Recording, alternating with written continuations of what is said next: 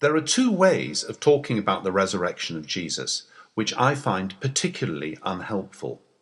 According to the first, the resurrection can be reduced to being a spiritual experience on the part of Jesus' followers, an experience much like, or perhaps a rather more intense form of, the kind of spiritual experiences people often have, assuring them of God's love and that their destination will be a good one in some sort of heavenly environment.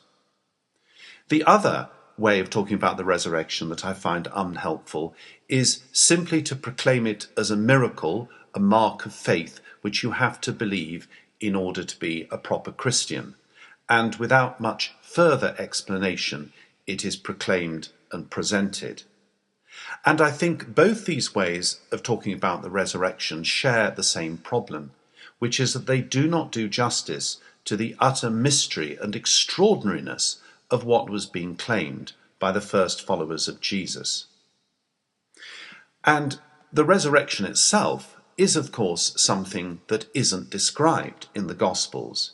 It lies like a sort of black hole, a darkness at the heart of events, which those who witnessed the after effects of it and those who described it later do not trespass upon. It is a darkness because it is a darkness of mystery.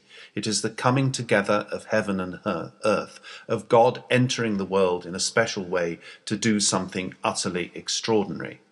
And such an event by its very nature, perhaps, cannot be described. But as with unobservable entities in physics, which are postulated because of the effect they have on the observable things around them, I think we can look at the situation before the resurrection of Jesus and the situation after, and learn something about what the actual event might have been. First of all, we have the disheartened followers of Jesus, having seen all his hopes fail, his movement come to an end, and his death by crucifixion. And we should not underestimate ever the utterly traumatic effect this experience must have had. As has been pointed out by the New Testament scholar Christopher Bryan, it could be argued that in fact Jesus was guilty as charged, and perhaps seen as such even by his followers, realizing that this was somebody who, if he wasn't who he claimed to be, as his crucifixion seemed to indicate he wasn't, was in fact guilty of blasphemy. His very acceptance of the title Messiah and some of the ways he behaved would have been enough to get him charged with sedition as a non-Roman citizen by any Roman governor and subjected to crucifixion. So, in a sense, his trial was a fair one and his execution a justified one. Or so his followers might have thought as they crept to bring spices to his tomb, following the Jewish law which forbade proper funeral rites and mourning ceremonies for a convicted felon.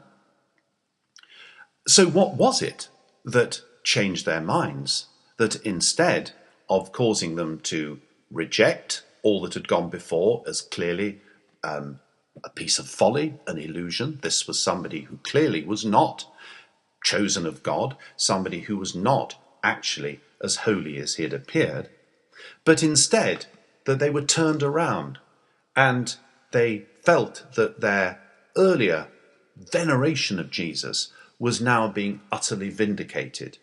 And not only that, but they were able to proclaim confidently that Jesus was indeed God's Messiah in spite of his crucifixion, and more than that, that he was somebody to whom the very name of God could correctly be applied.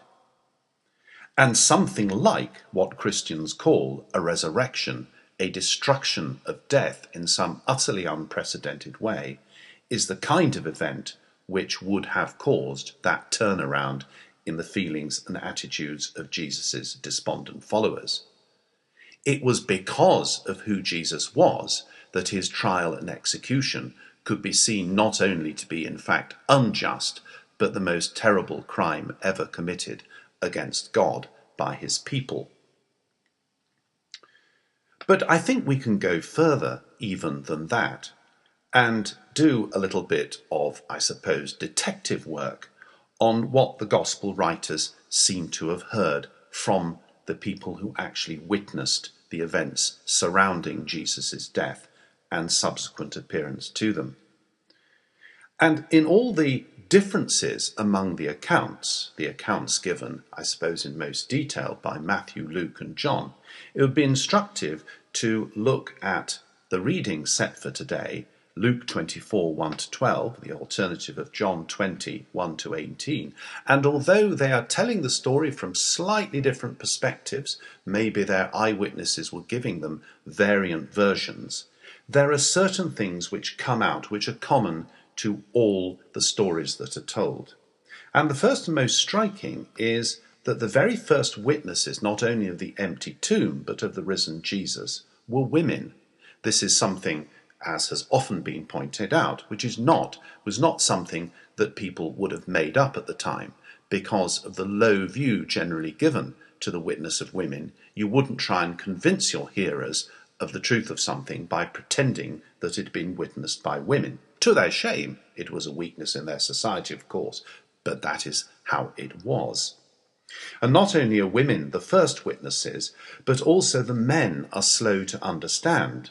As Luke tells us, when the women go back to say that they have witnessed the empty tomb and the risen Jesus, the disciples say it seemed to them to be an idle tale, a leros, something that the kind of thing you would expect chatty women to say, who didn't really have any grasp of good, sober male distinctions between truth and falsehood, and what is believable and what isn't.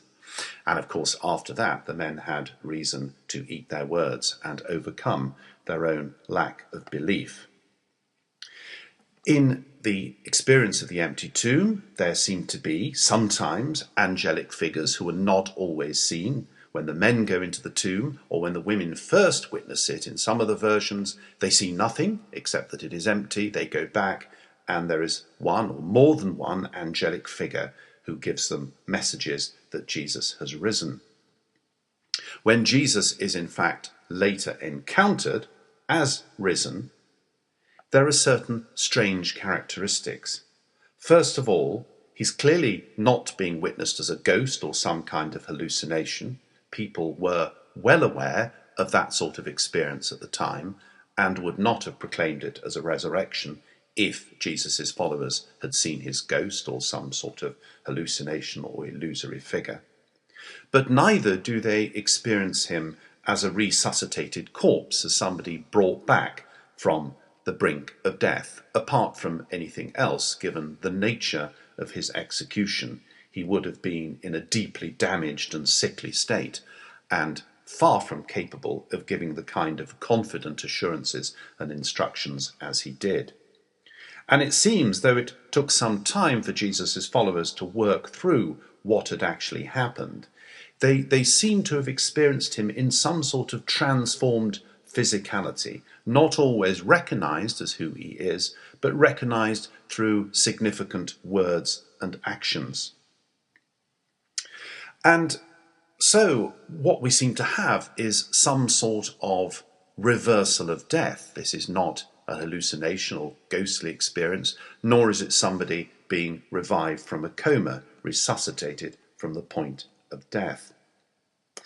And so the historical evidence, I suppose you could say, is really quite good. These are stories written fairly shortly after the events they described, and Luke himself, and indeed John, explicitly claim that they are basing their stories on eyewitness testimony.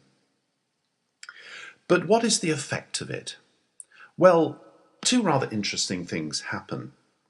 One is, as I've already said, the disciples are transformed from being a despondent group who have lost all hope in their leader to suddenly feeling the urge to proclaim that he is still alive, and not only still alive, but the Lord of all and worthy of worship, the worship which Jewish people would have given to only God himself.